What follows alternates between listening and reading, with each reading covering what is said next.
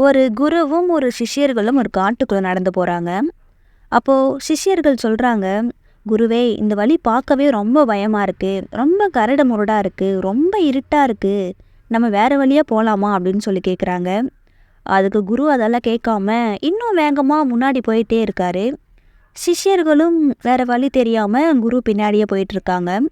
கொஞ்ச நேரம் கழிச்சு குரு சொல்றாங்க, வாழ்க்கையிலும் இப்படிதான். நிறைய நேரங்களில் பிரச்சனைகள் வரும். வாழ்க்கையே இருட்டா இருக்கிற மாதிரி இருக்கும். அதுக்காக நம்ம வேற வழியா போயிட்டோம் அப்படின்னா இதை விட அது ரொம்ப கஷ்டமா இருக்கும் அப்படின்னு சொல்றாங்க.